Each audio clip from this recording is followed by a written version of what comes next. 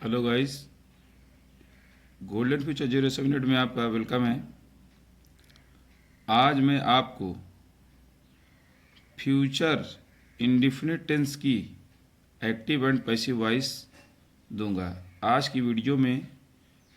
और अभी तक मैंने आपको प्रेजेंट इंडिफिनिट टेंस की active and passive voice, past indefinite tense की active and passive voice, affirmative, negative, interrogative दिया है। आज उसी के आगे मैं आपको आप ये देख सकते हैं, यहाँ पे मैंने लिखा है गोल्डन फ्यूचर 078 प्रेजेंट्स, यानी प्रस्तुत करता है आपके लिए active and passive voice.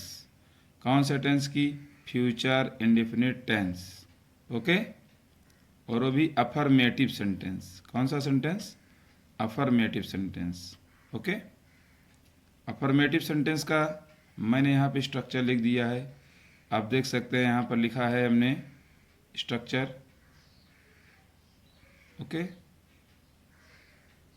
Structure हमने लिखा है ऑब्जेक्ट प्लस विल ऑब्लिक शैल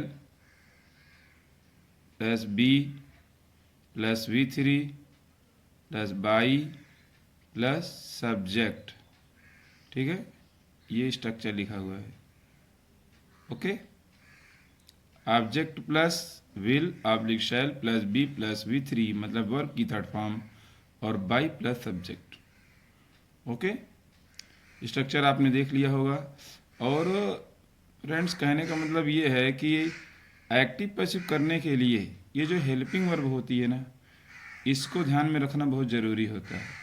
जैसे विल ऑब्लिक शैल, इसके साथ बी जुड़ा है।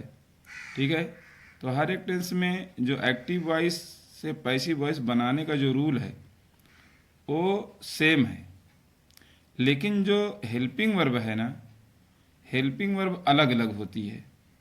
जैसे मतलब किसी भी टेंस की एक्टिव से पैसिव बनाना है तो क्या करते हैं? सबसे पहले देखो ऑब्जेक्ट लिखा है ना, ऑब्जेक्ट सब में लिया जाएगा सबसे पहले। फिर उसके बाद यहीं पे ये चीज़ थोड़ा सा चेंज होती है, जो आप देख रहे हैं विल और शैल बी।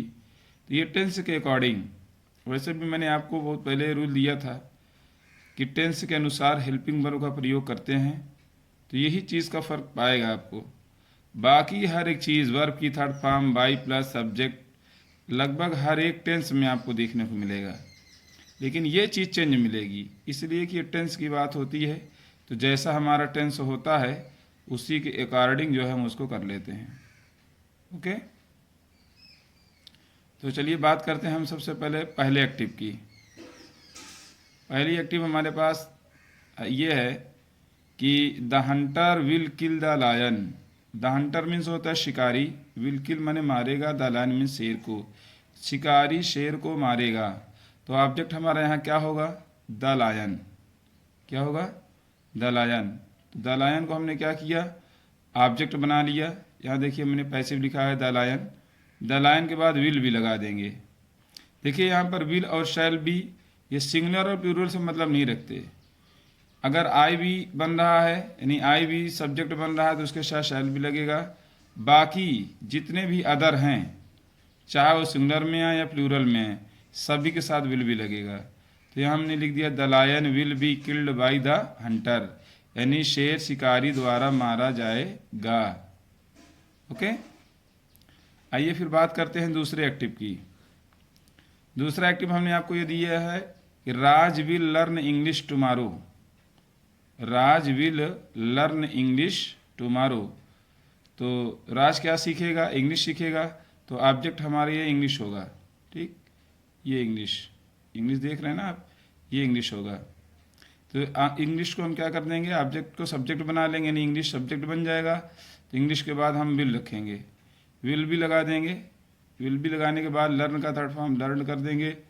फिर किसके द्वारा? By Raj. टुमारो को हमने लास्ट में ही टुमारो कर दिया। ओके, ये रही इसकी पैसिव। आइए बात करते हैं तीसरे एक्टिव की। तीसरी एक्टिव हमने आपको दिया है he will teach me. He will teach me, यही है ना। तो इसकी पैसिव देखिए, यहाँ पर मी आया हुआ है। आप देख रहे हैं यहाँ पर मी है ना। तो मी जब सब्जेक्ट में जाएगा तो आई बन जाएगा। क्या बन जाएगा?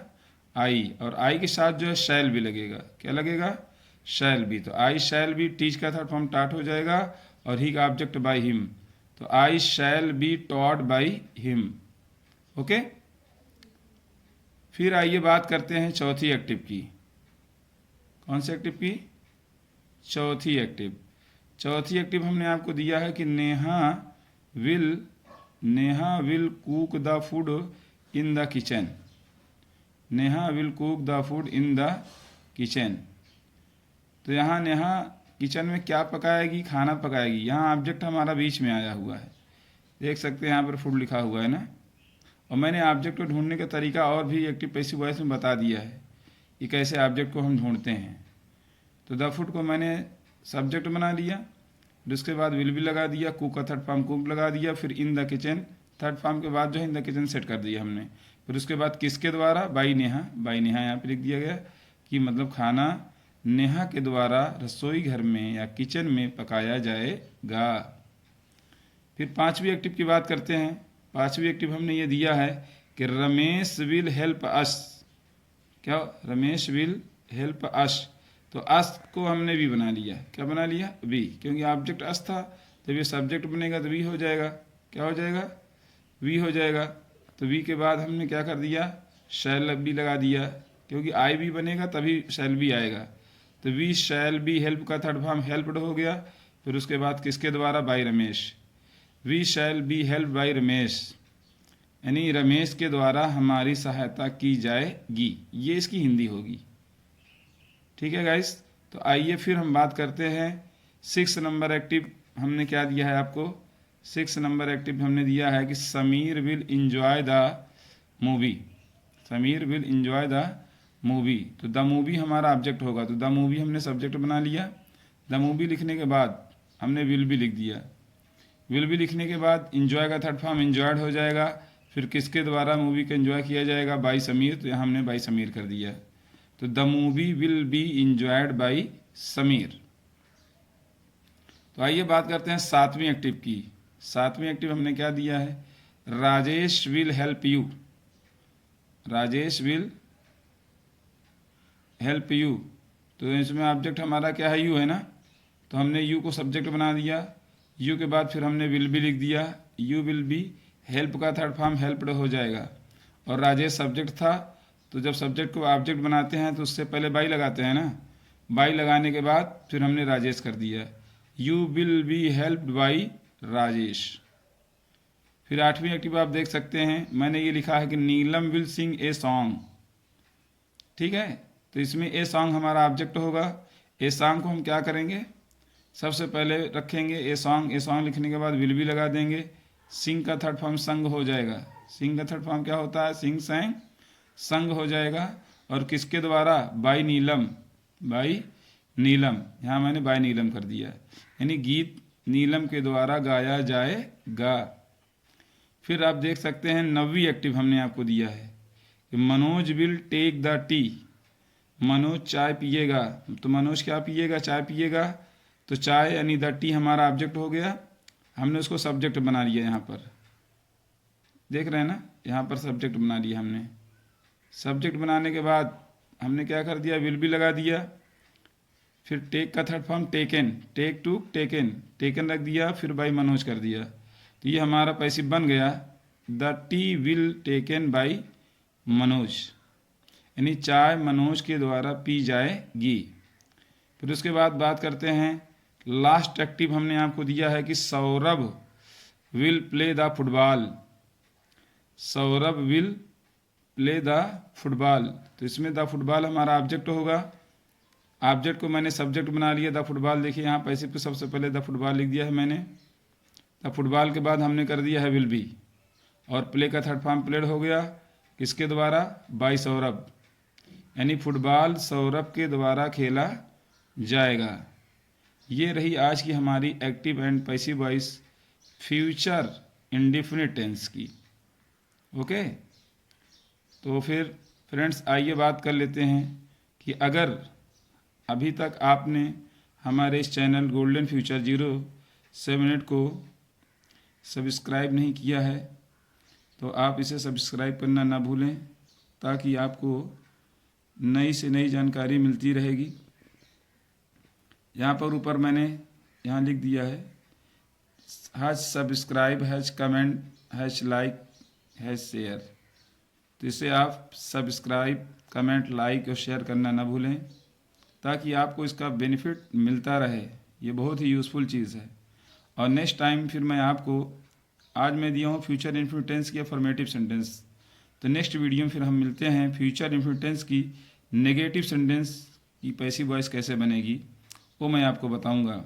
ठीक है, तो फ्रेंड्स इसे देखें और वीडियो को आप पूरा देखा करें ताकि तभी आपको फ़ायदा मिलेगा। जब पूरा बात देखेंगे, पूरी चीज़ देखेंगे तो बात कायदे समझ में आएगी। और अगर आप जैसे खोले और उसके बाद एक दो पैसिव देखे उसके बाद बंद कर दिए तो हो सकता है कि जो मैं इतना मेहनत करके आपको दे रहा हूँ हो सकता है उसका मतलब ना निकले या उसको जो है फ़ायदा आप तक ना पहुँच पाए। तो इसलिए आप वीडियो को पूरा देखा करें। इसलिए मैं एक एक पार्ट की बनाता हूँ, यानी अफर्मेटिव दिया हूँ तो अफर्मेटिव, यानी फ्यूचर इन्फिनिट का अफर्मेटिव है तो अफर्मेटिव भी पूरा दिया हूँ, ताकि अफर्मेटिव में मैं 10-10 सेंटेंस जब दूंगा तो आपको हर एक चीज़ समझ में आ जाएगी। और अगर मान लीजिए 2-4 सेंटेंस देता हूँ, 2-4 सेंटेंस में क्या होता है कि बच्चे उतना समझ नहीं पाते, या मान लीजिए अदर कुछ आ गया, तो इसलिए 10-10 सेंटेंस मैं 10-10 सेंटेंस का एक प्रोजेक्ट रखा हूँ कि 10-10 सेंटेंस दूंगा बच्चों को। तो अफर्मेटिव, इसके बाद फिर मिलते हैं आपको हम नेगेटिव में। इसी तरह से इंटरोगेटिव में 5-5 करके दे देता हूँ क्योंकि उसमें 2 रूल होते हैं। फिर उसके बाद मिलते हैं हम नेक्स्ट वीडियो में। थैंक्स। ओके।